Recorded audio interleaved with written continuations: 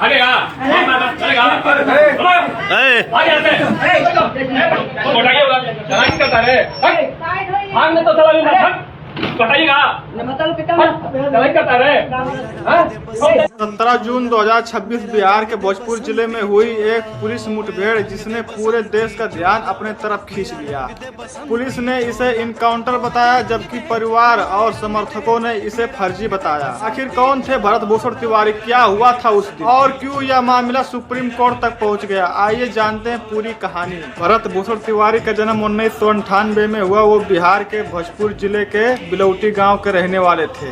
का पिता का नाम श्री काशीनाथ तिवारी और उनकी मां का नाम श्रीमती आशा देवी है। भरत भूषण तिवारी एक शिक्षित युवक थे। उन्होंने बीएससी बैचलर ऑफ साइंस की डिग्री हासिल की थी। वो एक साइंस ग्रेजुएट थे। पढ़ाई के दौरान उनकी रुचि ऐतिहासिक और क्रांतिकारी विचारों में थी। वो अपने सोशल मीडिया पर अक्सर शहीद भगत सिंह, महात्मा गांधी और नेल्सन मंडेला की विचारों और उनकी जीवन से जुड़े वीडियो साझा किया करते थे। वो खुद को पूर्व प्रधानमंत्री अटल बिहारी के विचारों से प्रभावित बताते थे। उनके पिता पुलिस ड्राइवर हवलदार हैं। घर में पुलिसिया अनुशासन का माहौल होने के बावजूद भरत भूषण का झुकाव बचपन से ही सामाजिक मुद्दों पर था। भोजपुर जिले का इलाका अक्सर पानी, बाढ़, नदी से अक्सर जूझता रहता है। बचपन से ही अपने गाँव बिलौटी और पास के जवनिया गाँव के लोगों को बाढ़ से तड़पता देखना ही उनके भीतर सामाजिक कार्यकर्ता जागने की वजह बना। भरत भूषण बचपन से ही काफी धार्मिक भी थे। साल 2023 में उन्होंने बिहार के भोजपुर जिले से मध्य प्रदेश के बागेश्वर धाम तक की पैदल यात्रा की थी, जहां उनकी मुलाकात धीरेन्द्र कृष्ण शास्त्री जी से भी हुई थी। भरत भूषण तिवारी कोई पेशेवर अपराधी नहीं थे और न ही कोई उनका पुराना अपराधी इतिहास था। उनकी पहचान एक पढ़े लिखे छात्र और सामाजिक कार्यकर्ता में थी, जो बाद में व्यवस्था प्रशासन के कमियों के खिलाफ लड़ते हुए बेहद आक्रामक हो गए। बोलिए आगे चलिए और आगे चलिए। यहाँ वहाँ बात होगा, बात पर चलिए चलिए, सबको दिखने दीजिए।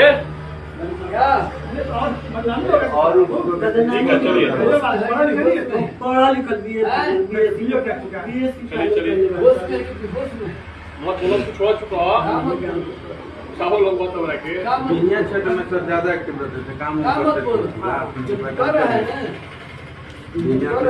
ये बढ़िया बात तारा यशवंत तारा काय बोलतो हो ना। अच्छा ठीक है, फेसबुक पर देखें सब बात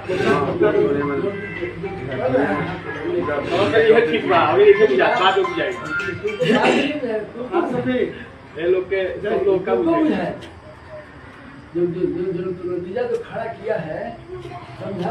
2026 में सोशल मीडिया पर की गई कुछ पोस्ट और गतिविधियों के बाद पुलिस ने उनके खिलाफ कार्रवाई शुरू की। इसका कहना था कि वो जांच के दायरे में थे, गिरफ्तारी का प्रयास किया जा रहा था। 17 जून पुलिस और भरत तिवारी के बीच मुठभेड़ हुई। आप लोग मेरे घर में हैं, आप लोग ले लीजिएगा अपने घर में।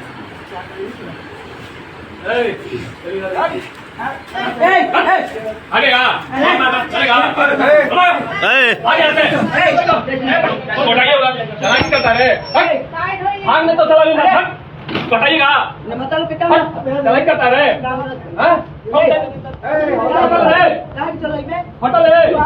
पुलिस के अनुसार उन पर फायरिंग हुई और जवाबी कार्रवाई में भरत तिवारी की मौत हो गई, लेकिन परिवार और कई समर्थकों का दावा अलग था। उनका कहना था कि भरत तिवारी ने आत्मसमर्पण हथियार इनको दे दिया गया और सामना देख रहा है यहीं से, तो चलिए हथियार रख दिया जाता है। लीजिए भरोसा कीजिए, फालतू बोलेगा रे, क्या रख रहे साला, टप फेंक दे। रुकिए लीजिए हथियार इनको दे दिया गया और कर दिया था और इसके बाद भी उन्हें गोली मारी गई। इस विरोध ने इस घटना को राष्ट्रीय बहस विषय बना दिया। इस घटना के बाद कई राजनीतिक दलें, सामाजिक संगठनों और स्थानीय लोगों ने निष्पक्ष रूप से जांच की मांग की। सरकार ने न्यायिक जांच की आदेश दिए और यह मामला अदालत तक पहुंचा। सोशल मीडिया पर जस्टिस फॉर भरत तिवारी जैसे अभियान चलने लगे। कुछ लोग पुलिस कार्रवाई का समर्थन कर रहे थे, जबकि अन्य लोग स्वतंत्र जांच की मांग कर रहे थे। इस मामले ने पूरे देश में पुलिस कार्रवाई और जवाबदेही पर बहस छेड़ दी। एक बात बताइए, जिसको पुलिस हाथ एनकाउंटर पैर में मार के करती है, सबसे पहले उसको कहाँ ले जाती है? थाने नहीं ले जाती है, उसको पीएमसीएच लेके जाती है कि हम पैर में गोली मारे, इसको दमाद की तरह इलाज करवाएं। और भरत भूषण तिवारी जो क्रांति कर रहा था, समाज की बात कर रहा था, उसको सीधा सीना में गोली। क्यों कुर्सी पे बिठा रखा है उनको? बिहार के मुख्यमंत्री पर 17 केस हैं, उन्होंने चुनावी हलफनामे में दिया है, 7 हत्याएं हैं उन पर। तिवारी पर भी आरोप है ना कि उन्होंने पिस्टल निकाली थी, धमकाया।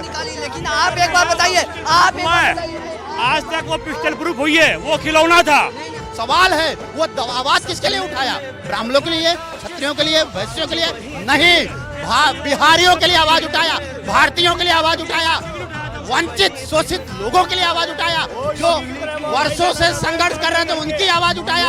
अगर वो बेचारा 21-22 साल का आदमी सिस्टम से फ्रस्ट्रेट होकर हथियार उठा भी लिया तो आपका काम था काउंसलिंग कराते। सम्राट चौधरी तैयार रहिएगा इसके लिए, ये बहुत गलत हुआ है। न्यायिक जांच के आदेश दिए जा चुके हैं और कानूनी प्रक्रिया चालू है। अंतिम निष्कर्ष जांच और अदालत की प्रक्रिया के बाद स्पष्ट होगा। भरत भूषण की कहानी केवल एक व्यक्ति की कहानी नहीं, बल्कि उन सवालों की कहानी भी है जो कानून, न्याय और जवाबदेही से जुड़े हैं। अंतिम सच क्या है, यह जांच अदालत तय करेगी। अगर दोस्तों वीडियो जानकारी पूर्ण लगी हो तो वीडियो को लाइक कर देना, चैनल को सब्सक्राइब कर लेना और कमेंट में अपनी राय जरूर लिखें। जय हिंद, जय नेपाल।